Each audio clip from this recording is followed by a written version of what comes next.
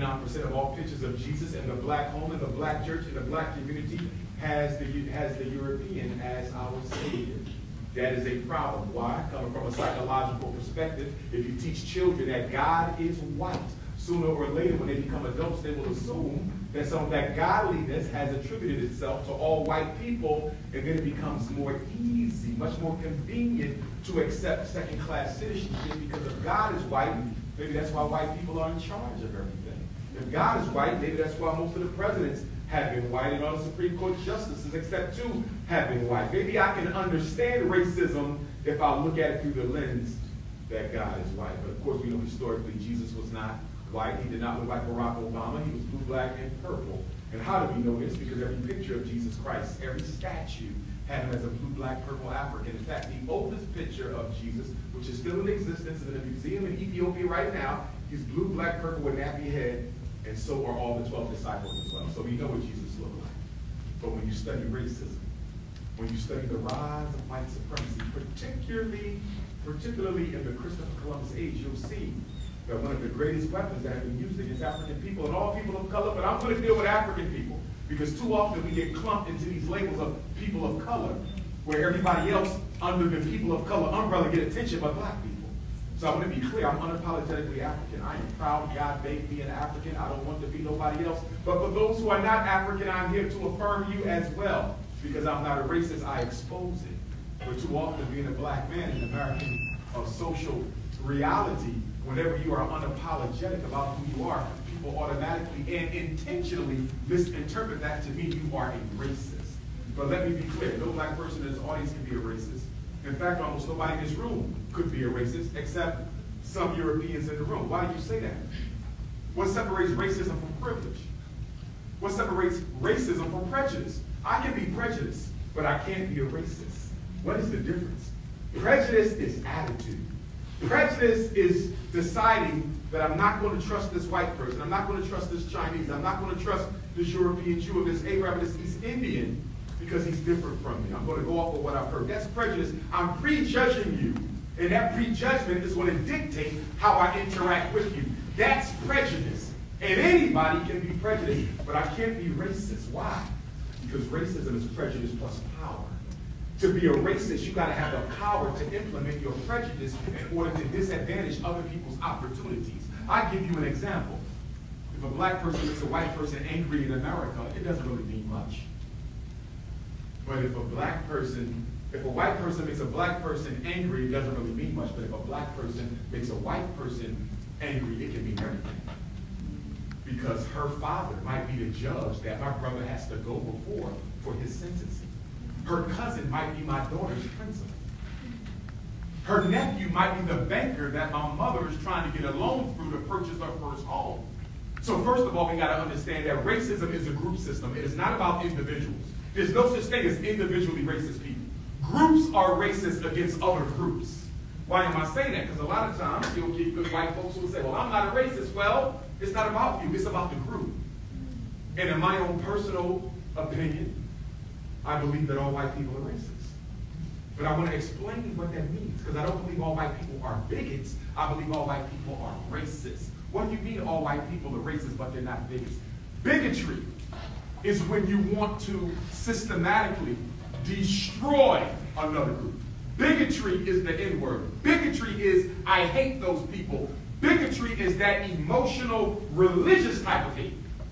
The KKK hate, that's bigotry. But you can be a racist and not be a bigot. In order to be a racist, you only have to believe in one thing. And that is what?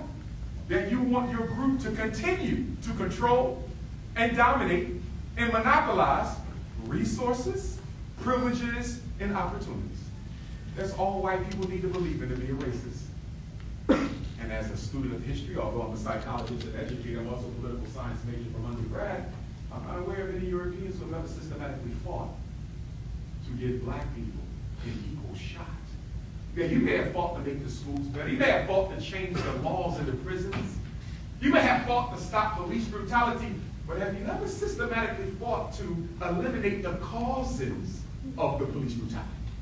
Have you ever fought to eliminate the causes of the miseducation?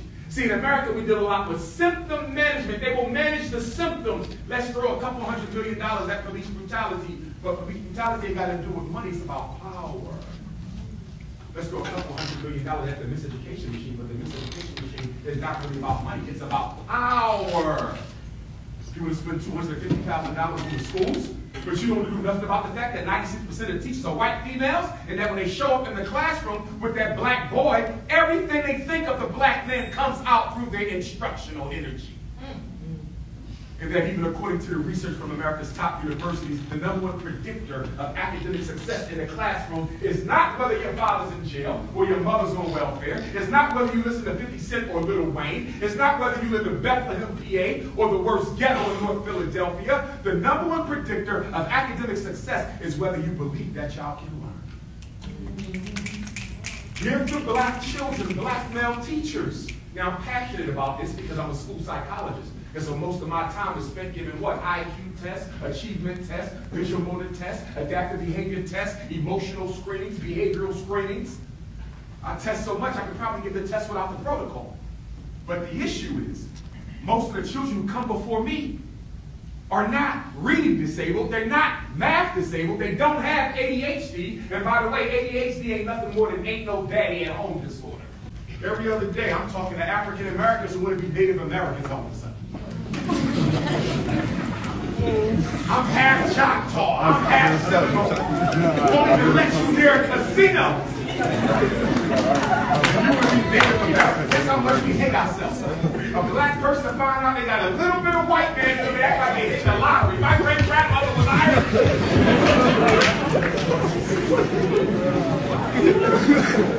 Guess what? I'll tell you a true story about that. When I was doing my pre-doctoral clinical at the Philadelphia College of Osteopathic Medicine, I had to do therapy with an Irish woman. Attractive Irish woman. She came in for therapy. And guess why she came to therapy? Center for Relief Therapy. True story. She came because her Irish mother, she had a baby by a black man. She came to therapy because her Irish mother told her that child is not welcome in my house.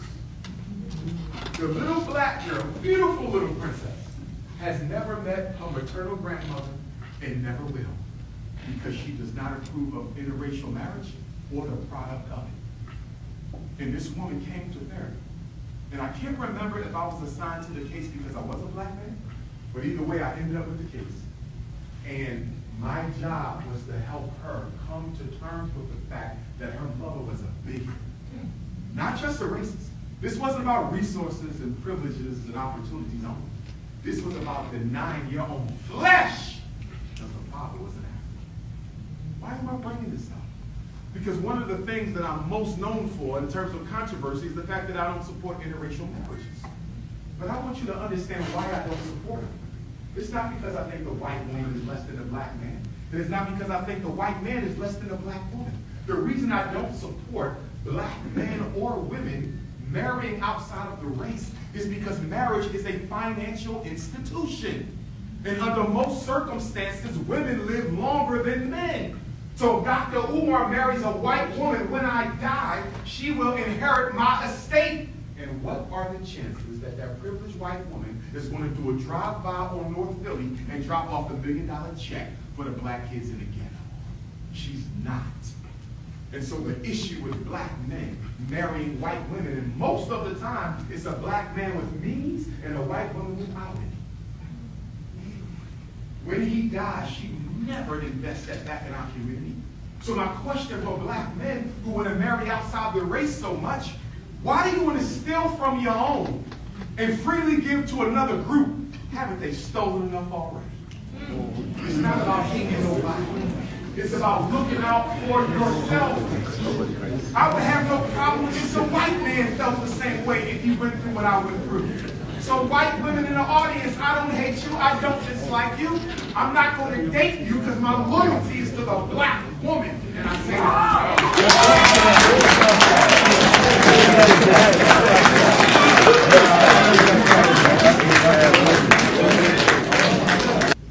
50 million Africans, 50 states, and no state a black-owned supermarket, and a black-owned bank. A bank to invest in the people, hospital to save the people, supermarket to feed the people, school to teach the people. But you got $800 million for chicken, turkey, beef, and pork every year. Black women, you got $30 billion for weaving perm every year. But we ain't got no schools. Black men, your Timberland bill. You take your white girlfriend out for a date bill. We could use. No disrespect to the white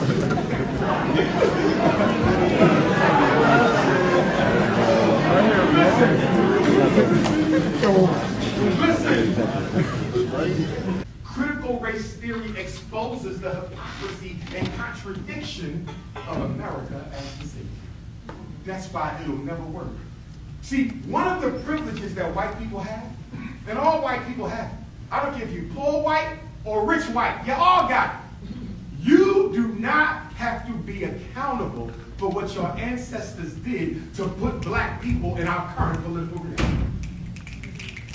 You do not have to answer for it. That's one of the privileges of being white. Yes, they did it to you, but we don't have to answer for it. And white folks love to tell me this. Dr. Johnson, I hear you.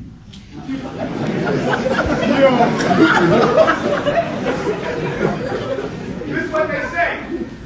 Dr. Johnson, I hear you, but my grandfathers owned no slaves.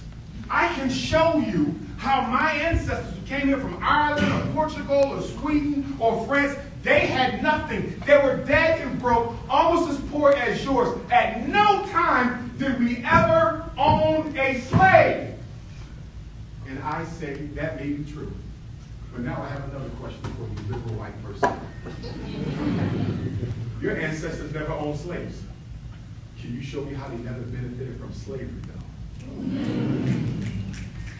Every white person in this room, and I don't want you to feel bad, I'm trying to make you think, white folks, because one day you might be in a position to help one of my people. So I want you to think. I don't want to anger you or embarrass you. I want you to think. Every white person in this room benefits from the fact that black people are disenfranchised. The fact that so many black boys are in special ed protects privilege for your white son. The fact that so many little black girls are being miseducated protects opportunities for your white daughter.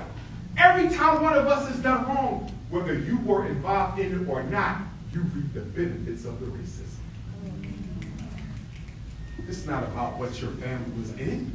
Every white person who lives in America benefits from the enslavement of Africans. There's no exception to that.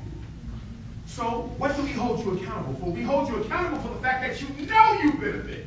You know that you get unequal opportunities. You know that you have unequal privileges, and you do nothing about it. That's our concern. It's not that you put a lash on my grandfather's back. It's that you benefit from the rape and the theft, and you don't do nothing to redistribute the wealth so it's equal. And let me be clear. The only way America can make America equal is to give African people our cut of what we built for this nation. You say that all white people are racist? Yes. Say that again. You necessary protection, but is there anything that white political allies can do to fight for American Africans to the point where we can believe in the rest of us? Great question. If white people would challenge the redistribution of wealth in America so Africans who built this wealth, the descendants of the Africans who built this wealth, can get their fair share, I would be able to tip my hat and salute to them. But up until now, I've seen no white organization or no white individual attack the causes of racism, attack the causes of the inequity, attack the causes of the discrimination and the violence. What they do is they attack symptoms. Let's deal with poverty. But why are black people poor? Let's deal with the prisons, but why are we in jail?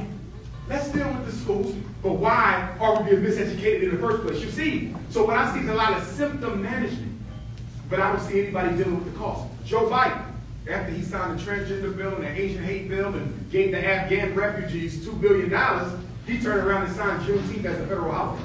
I don't need no damn holiday. I want the resources and opportunities, but the president didn't care about that, and he was hoping that black folks would be silly enough to be comfortable with a holiday instead of some real resources and opportunities. Perfect answer. You was number 3. Who's my 4? You're 4? Go ahead, you got it. Yes, ma'am. We have 2 schools in Wilmington, Delaware. We have an elementary school and a high school, former charter schools. We purchased them in 2019. It'll be 3 years from 5th grade to 7th. And hopefully next week the HVAC will come. And I'm hoping to have the school over by September of this year or next year. It's going to be independent. We don't take government funding, and we don't take handouts from non-African people. We believe in self-determination. As Pan-Africanists, we believe what is to be done for black people must be done by who? Black people, with no outside help. And why? Because we have to learn how to do for ourselves. It's not about hating nobody else. It's about learning to do for yourself. Self-determination. Go ahead. You want to open up a school? Okay, let me do this for everybody in here. Black or white. Take my number. If you ever need to reach me, you can. Okay, I'm going to give you my cell number. You ready? White folks, don't be cursing me out. I don't want no message. I knew I shouldn't have came to that damn seminar. Oh, no. If I can help you, I help you. I help white parents all the time with their children. It don't matter to me. I love kids. I don't care what color they are. 215-989-9858. I'll repeat it twice in case one of y'all was a special ed. 215. I'll figure with you. 215-989-9858. Last time, 215-989-9858. If you want to reach me by email, DrUMAR, Dr. Umar, no period, DrUmarJohnson, DrUmarJohnson@yahoo.com. So you got my cell number that comes right to this phone, and you also have my email. Ladies, I'm old enough to be your father. It ain't that type of problem. We still have issues of sexism in the black community, but it is nowhere nearly on par with what you see with white people. What I want all you sisters to understand is your number one enemy is the same as mine, and that's white supremacy. The black man and the black woman should be fighting side by side. And right now, I'm getting concerned, because you know what I see? I see a lot of these YouTubians, that's what I call them, these YouTubians, making it worse between the black man and the black woman to come together. I'm seeing black men with podcasts, and they spend the whole podcast finding everything wrong with the black woman. And then I see black women with podcasts, and they spend their whole podcast finding out what's wrong with the black man. And I'm like, our children are looking at this. Do you want black girls to hate black boys? Do you want black boys to hate black girls? So I am an advocate for the unification, because there is no me without you, and there's no you without me. That's what I am about. And to that end, reality shows are one of the worst things that ever invented in America. The reality show is destroying the respectable image of the black woman. I don't care which reality show you talk about. And I was once a guest life coach for Real Housewives of Atlanta, because they actually but them shows are no good, because they are conditioning black women to look like they're thirsty, can't keep a man, materialistic, 50 pounds of blonde weave. I'm tired of them shows. So gangster rap is destroying the image of the black man, and reality shows are destroying the image of the black woman. And why is this profound? We are the only people in the history of the world ever to voluntarily participate in their public genocide. No other people ever voluntarily desecrated their image before the whole world for a couple $. And that's what the gangster rappers do every day, and that's what the reality TV shows do every day. And if we don't stop it, the carnage against us is going to get worse. Study any genocide campaign. I don't care if you study Adolf Hitler's genocidal campaign against the European Jews, which was wrong. I don't care if you study the American genocidal campaign against the Africans, the Native Americans. What does every genocidal campaign begin with? A propaganda campaign to convince the world that we are all better off without these people. That's what Hitler did with the European Jews. That's what America does with black folks. Study any genocide. There is a public relations campaign to devalue the need for those people. We are helping America devalue our need in this world. by constantly misrepresenting ourselves on TV and radio for money. If it was up to me, gangster rap would be, what's the word we look at? Banned. Not another gangster rap album, not another reality TV show, and I would probably ban the NFL and NBA too. Because the only people getting rich off the NFL and NBA are white girls, and they marrying all the black athletes. But anyway.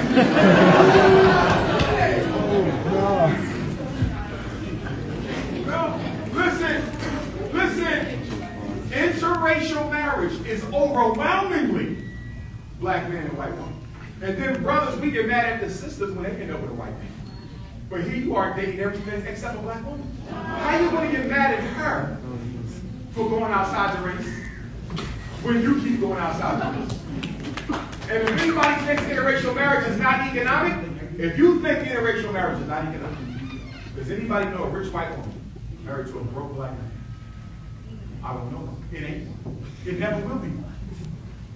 It is economically advantageous. And that's the only reason why they do it.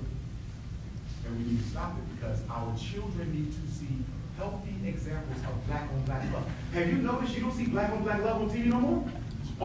You don't see Cosby Show, the Jeffersons. Whatever happened to the black man and the black woman? They're making black on black love extinct, and we're doing it ourselves. Stick to your community, not because you hate anybody else, but God made you an African for a reason. Who are you to try to change it? And for my mixed race Africans, I see you no differently. You got a white mama, you still black. You got a white daddy, you still black. And I'm going to treat you like an African, and I'm going to hold you to the same standard as an African until you start acting like you ain't black. Okay? Because what I found with some of my mixed race brothers and sisters is they'll be black at the Dr. Umar event, right? Black power. And then I see them Sunday at the white church, they act like they don't even see me with their white grandparents. And my thing is, and I know it's hard to navigate that world, being black and white, but you got to understand, the world is always going to see you as black. You see the Colin Kaepernick show? Everybody need to go and watch that Colin Kaepernick show out. I didn't watch it yet, but everybody's telling me it does a good job of detailing the politics of being a mixed race African in America. Let me ask you a question. Was Frederick Douglass ever called mixed race? No. Was my grandfather ever called mixed race? No. All them Africans on the plantation whose mother was raped by the slave master, did anybody ever call them biracial or multiracial? No. They call them the N-word just like the rest of us.